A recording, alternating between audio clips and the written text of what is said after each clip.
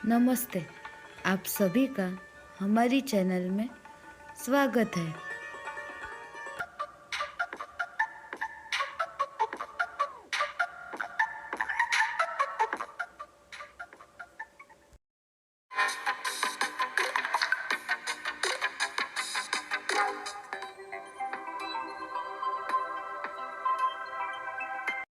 तो जैसा कि मैंने अपनी पिछली वीडियो में आप सभी से कहा था कि भगवान पार्श्वनाथ के अनेकों नाम हैं और उन सब में से एक सुल्तान पार्श्वनाथ दादा के बारे में हम इस वीडियो में जानेंगे। लेकिन इससे पहले इस जनवरी 5, 6 और 7 पार्श्वनाथ दादा का कल्याणक था। ये उनके 2900 में कल्याणक थे। ये तब की शुरुआत हजारों साल पहले भरत क्षेत्र में सुरेंद्र नगर में हुई थी। उस गांव में एक सुरदत्त नाम के सेठ रहते थे जो व्यापार करते थे और उनके साथ उनकी पत्नी शीलवती रहती थी। यूँ तो उनका व्यापार अच्छा ही चलता था, लेकिन एक दिन उन्हें पता चला कि उनकी 250 नाव जो उनका सामान लेकर लौट रही थी उनसे संपर्क नहीं हो पा रहा है। तो उन्हें अपने पुरखों के जमीन में गाड़े हुए धन के बारे में याद आया।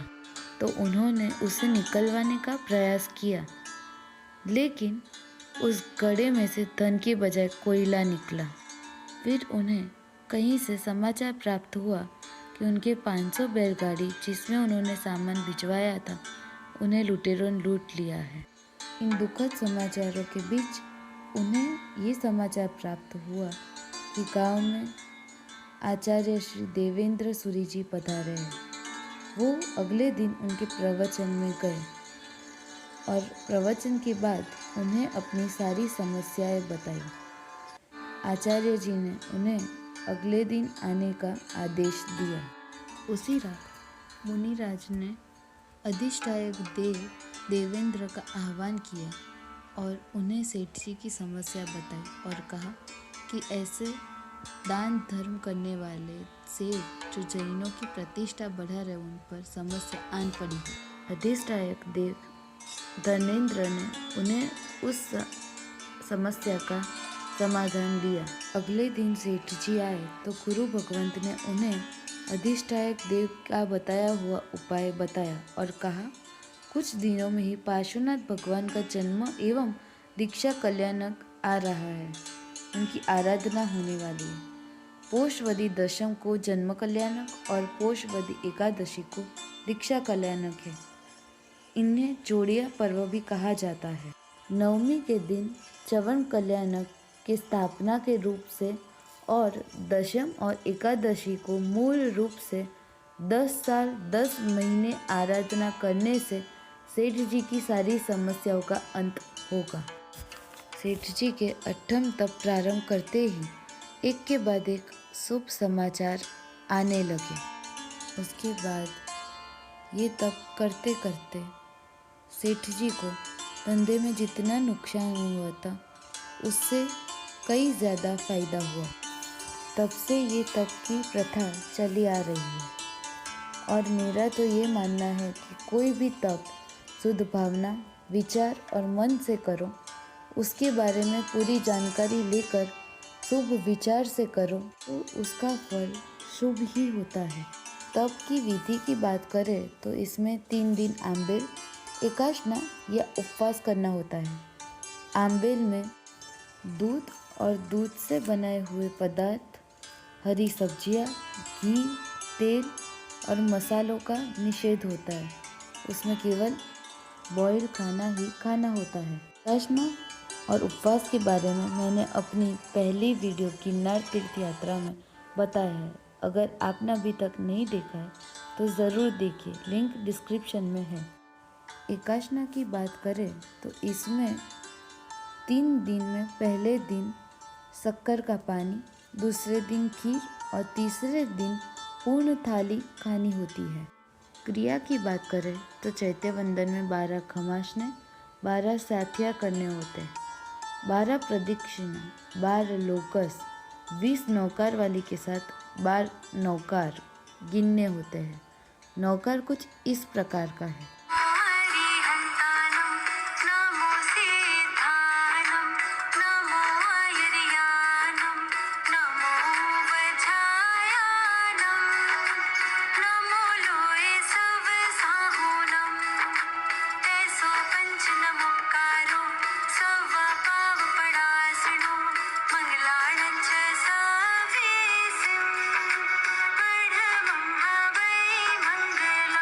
आइए अब हम चलते हैं सिद्धपुर स्वामी सुल्तान पार्श्वनाथ के बारे में जानने की ओर। सिद्धपुर स्वामी सुल्तान पार्श्वनाथ प्रभु की यह प्रतिमा संप्रतकालीन है। वह जागृत प्रतिमा है। जब जब सच्चे भक्तों को मदद की ज़रूरत होती है तब तब पार्श्वनाथ भगवान उस भक्त की सहायता अवश्य करते हैं। इसके पीछे का किस्सा कुछ अलग ही है, क्योंकि यह न्यारे सुल्तान पार्श्वनाथ दादा। मुगलों के साम्राज्य की बात ये एक न्यारी मुगल सुल्तान अलाउद्दीन खिलजी के जुबानी। कौन हूँ मैं? पता है, सुल्तान हूँ। सुल्तान सुल्तान नाम है मेरा। राज चलता है मेरा दिल्ली से मुल्तान। हिंदुस्तान के सारे मंदिरों में अब सुल्तान का कहर होगा। अब भगवान कहने वाली सारी पत्थर की मूर्तियां का टूटने का वक्त आ गया है। अब तुम सबको सुल्तान मिट्टी में मिला देगा। इसी हिंसक सोच के साथ वो आगे बढ़ा सिद्धपुर के एक जिनालय की ओर, उसे तहस नहस करने। जब सुल्तान अंदर परिसर में पहुंचे तो अंदर सेवा कर रहे श्रावक और श्राविका को डराया और चेतावनी दी, लेकिन सब प्रभु की भक्ति से रंगे हुए थे, इसीलिए कोई डरा नहीं। वहाँ एक भोजक यानी कि एक गायक कलाकार था जो आगे आया और उसने सुल्तान को निवेदन किया कि वह अगले दिन आए और भगवान का चमत्कार स्वयं देख ले। सुल्तान ने इसे चुनौती समझी और सबसे कहा, अगर कल कोई चमत्कार नहीं हुआ तो इस जागृत प्रतिमा से पहले इस भोजक को मारूंगा। दूसरे दिन प्रातः सब भक्त थोड़ी सी चिंता और बहुत सारी भक्ति के साथ प्रातः आरती के लिए एकत्रित हुए। भोजक ने अपना राग दीपक गाना शुरू किया।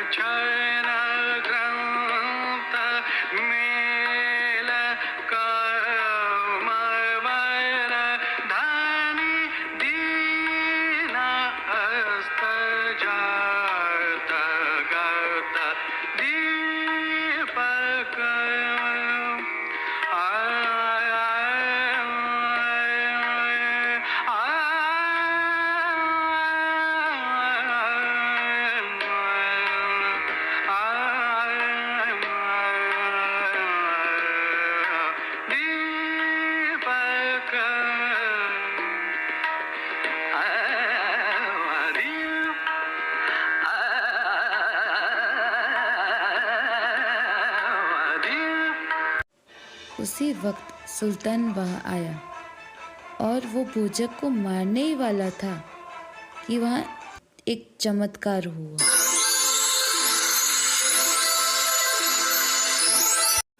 मंदिर के परिसर में रखे सारे बुझे हुए दिए अपने आप ही जलने लगे और देखते ही देखते पूरे परिसर के दिए प्रकाशमान हो गए। इससे पूरे परिसर की शोभा बढ़ गई और सुल्तान दादा के पैरों में पड़ गया। लेकिन इसके बावजूद उसका गुरूर न टूटा। उसने सारा श्रेय उस बोझक को दिया और कहा उस बोझक के संगीत के कारण ये हुआ। तभी उसने उस प्रतिमा को हिलाने की कोशिश की, लेकिन धनेंद्र देव ने नाग के रूप में आकर उसे जकड़ लिया। इसे देखकर सुल्तान को पछतावा हुआ और वह आगे आकर बोला, अद्भुत, अविश्वसनीय, ये मैं क्या देख रहा हूँ।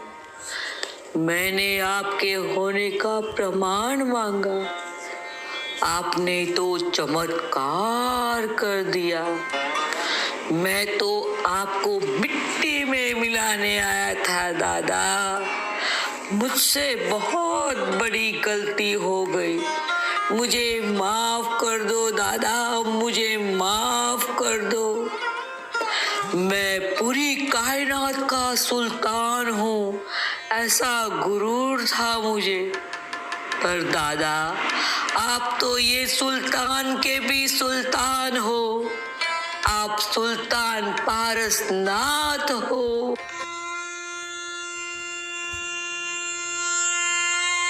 और इसी के साथ सुल्तान का गुरूर भी टूटा और पार्श्वनाथ भगवान बने सुल्तान के प्यारे सुल्तान पार्श्वनाथ दादा।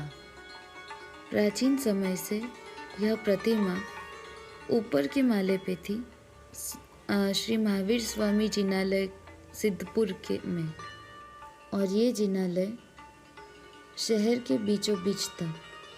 इसीलिए कई बुजुर्ग लोग भगवान की प्रार्थना, भगवान की पूजा सेवा नहीं कर पाते थे। कारण से कई यात्रिकों ने वहाँ आना ही बंद कर दिया था। ऐसा देखकर आचार्य श्री राजेंद्र सूरीश्वर महाराज ने सिद्धपुर संघ को ये आदेश दिया कि वह एक नए जिनालय का निर्माण करे। उसके पश्चात संघ के कई वर्षों के पुरुषार्थ मेहनत के बाद यह जिनालय फिर से निर्मित हुआ।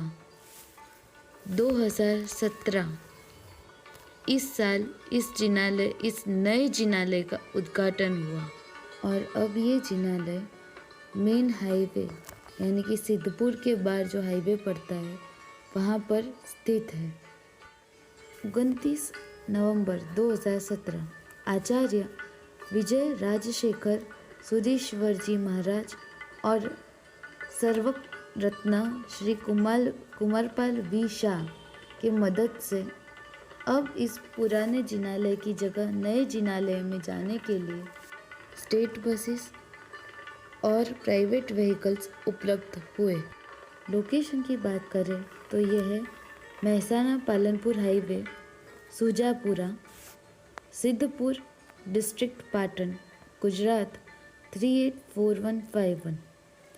आचार्य श्री राजेंद्र सूरीश्वर जी महाराज, आचार्य विजय राजशेखर सूरीश्वर जी महाराज और श्री कुमारपाल वी शाह जैसे लोगों की वजह से आज हम इस जिनालय को इस अच्छी स्थिति में पा रहे हैं। मौका मिले तो एक बार अवश्य दर्शन कीजिएगा। पालनपुर मेहसाना हाईवे पर ये पड़ता है और यहाँ पर रहने और खाने पीने की सुविधा भी बहुत ही अच्छी है। इसके उद्घाटन के समय, इसके जीर्णोद्धार के बाद प्राण प्रतिष्ठा के समय बहुत धूमधाम से सुल्तान पार्श्वनाथ दादा को ऊपर के माले से ग्राउंड फ्लोर यानी कि नीचे के माले पर लाया गया ताकि बुजुर्ग लोग भी इनके दर्शन प्राप्त कर सकें।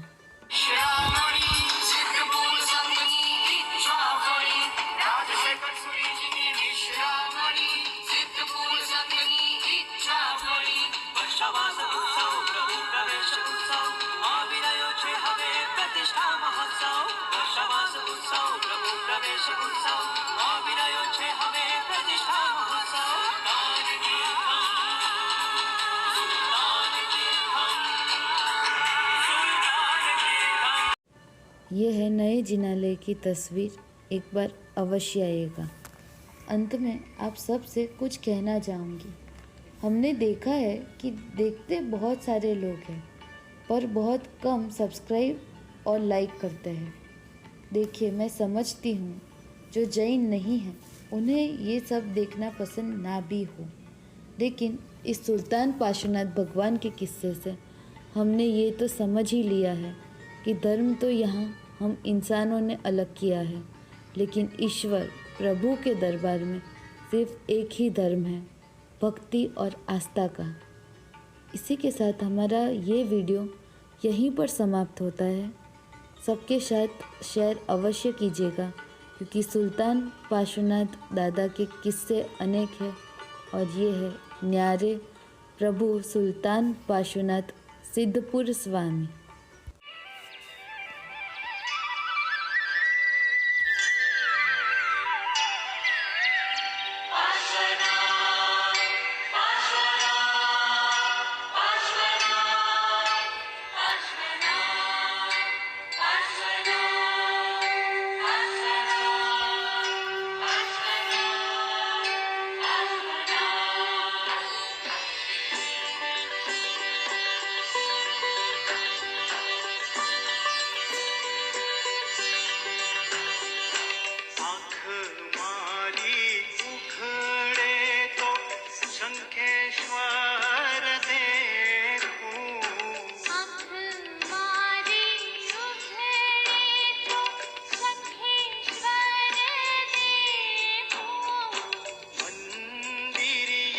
बैठा मारा पारसनाथ देखो, मंदिरिया बैठा मारा पारसनाथ देखो, पारसनाथ देखूं तो मन हर खाए, पारसनाथ देखो तो मन हर खाए, धन्य धन्य जीवन मारो कृपा के मिले।